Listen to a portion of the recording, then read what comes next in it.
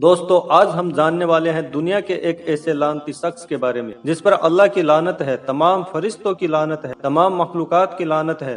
इस दुनिया में सबसे बड़े जालिमों में से एक यजीद की मौत का वाक़या है कि जब इमाम हुसैन को शहीद कर दिया गया तो उसके बाद यजीद का क्या अंजाम हुआ और यजीद की मौत कैसे हुई और किस तरह से उसके किए जुल्मों की सजा आखिरत से पहले दुनिया में ही मिल गई। मोहतरम अजीज दोस्तों, जब यजीद जालिम ने नवासे रसूल इमाम हुसैन को शहीद करवा दिया और जब वो मलऊन ये सोचता था कि इस जुल्म की वजह से अरब के सारे लोग मेरी बैत कर लेंगे और मेरे सामने झुकेंगे और मुझे अपना बादशाह मान लेंगे, और वो जालिम यही सोचता था कि कोई भी इमाम हुसैन के बाद मेरे खिलाफ कोई आवाज नहीं उठाएगा। लेकिन जब यजीद की फौज रसूलुल्लाह सल्लल्लाहु अलैहि वसल्लम की खानदान की बेटियों को कैद करके कुफा और शाम के बाजारों से गुजरने लगा तो रसूलुल्लाह सल्लल्लाहु अलैहि वसल्लम के खानदान की बेटियों और हजरत इमाम सज्जाद के खुतबे सुन सुनकर लोगों के मुर्दा जमीर जागने लगे और फिर यजीद जालिम के खिलाफ बगावत पैदा हो गई। हर कोई अब यही सोचने और बोलने लगा कि इस्लाम अल्लाह तबारक व तआला का दीन है,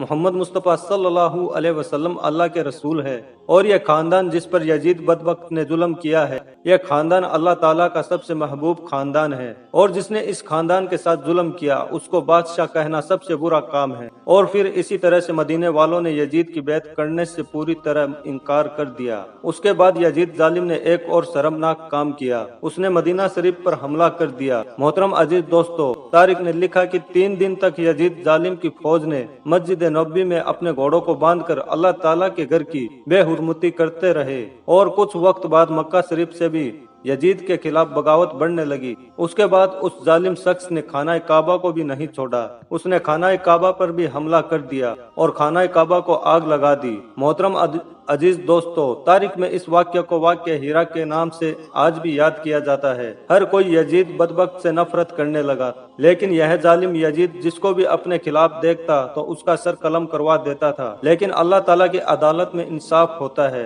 और जब वो इंसाफ करता है तब कोई कुछ नहीं कर सकता। इमाम हुसैन और उनके खानदान पर जुल्म करने के बाद अल्लाह ताला ने यजीद को एक बीमारी में मुब्तला कर दिया। यजीद को एक ऐसी बीमारी हो गई थी जिससे उसकी आंतें जलने लगी थी। वहाँ के सारे बड़े से बड़े हकीम परेशान होने लगे थे कि यह कैसी बदतरीन बीमारी है कि यजीद का पेट अंदर से अपने आप ही खत्म हो रहा है, पेट अंदर ही अंदर सड़ रहा है। और उस बीमारी में यजीद को इतनी ज्यादा प्यास लगती थी कि यह बदबख्त पानी के लिए तड़पता था, लेकिन जब उसे पानी पिलाया जाता तो यही पानी उसके पेट को जलाता था, और उसके बाद वो जालिम अपना सर पीटता रहता था।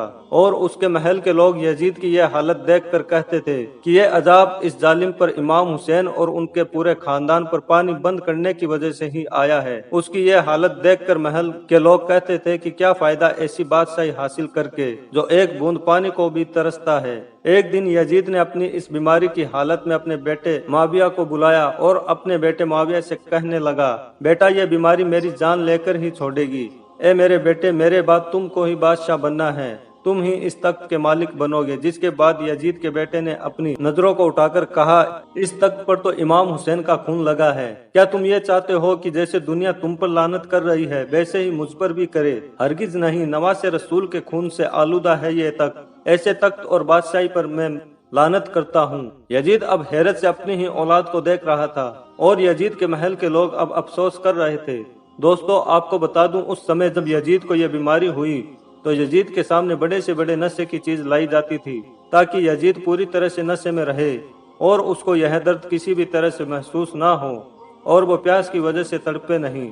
ऐसे ही नशे की हालत में एक दिन यजीद अपने सिपाहियों से कहने लगा, मेरा वो बंदर कहाँ है जो मेरे साथ रहता है? तभी लोगों ने उसे समझाया और उससे कहा कि शायद वो जंगल की तरफ निकल गया होगा। यजीद ने कहा, हम अभी जाएंगे और उसे ढूंढ कर लाएंगे। जैसे ही वह अपने बंदर को ढूंढने के लिए अपने सिपाहियों के साथ घोड़े पर बैठकर बाहर निकला तो घोड़े ने इमाम हुसैन रज़ियल्लाहु ताला अन्हु के इस कातिल को अपनी पीठ से गिरा दिया और यजीद का पैर घोड़े की रकाब में फंस गया, और उसके बाद वो घोड़ा दौड़ने लगा और यजीद जमीन पर गिरते गिरते जमीन पर तड़पता रहा और वो घोड़ा उसे काफी दूर तक घसीटते हुए दौड़ाता रहा।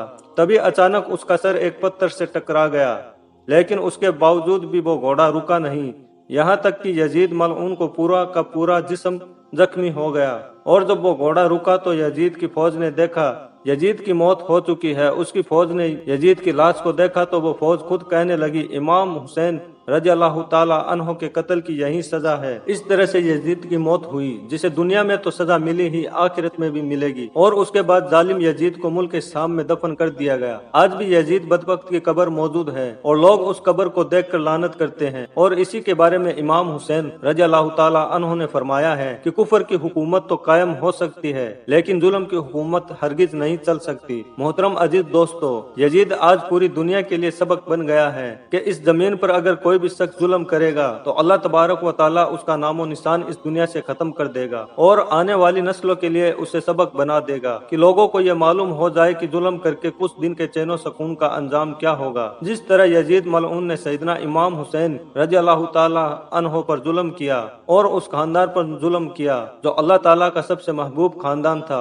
और उन पर ज्यादती की, तो अल्लाह ताला ने उस जालिम को पूरी दुनिया के लिए इबरत का निशान बना दिया। दोस्तों, अगर आप करबला का पूरा वाक़या पढ़ेंगे तो आपकी आंखों से आंसू निकल आएंगे। यजीद जालिम ने जुल्म की इंतहा को पार कर दिया था। करबला के मैदान में प्यारे नबी के खानदान पर बहुत जुल्म और ज्यादती किया उस जालिम ने, लेकिन अल्लाह के नवासे इमाम हुसैन उसे आखिर तक हक और सच की राह दिखाते रहे। अगर इमाम हुसैन सिर्फ अल्लाह की बारगाह में उस जालिम के लिए दुआ कर देते तो वो जालिम और उसकी फौज वहीं खाक में मिल जाती। इमाम हुसैन की शान तो बहुत अजमत और फजीलत वाली है। अगर इमाम हुसैन रज़ी अल्लाह ताला अन्हो की शान बयान करने लगे तो वक्त खत्म हो जाएगा, लेकिन उनकी शान और मर्तबे को बयान नहीं किया जा सकता। बस एक अल्फाज में कह दूं कि बिना इजाजत जिब्रील भी उनके घर आते नहीं थे। सुबहान अल्लाह। इमाम हुसैन की शहादत पर दुनिया के लिए एक सबक है कि कभी भी जुल्म के आगे न झुकना, हमेशा सच और हक के साथ खड़े रहना।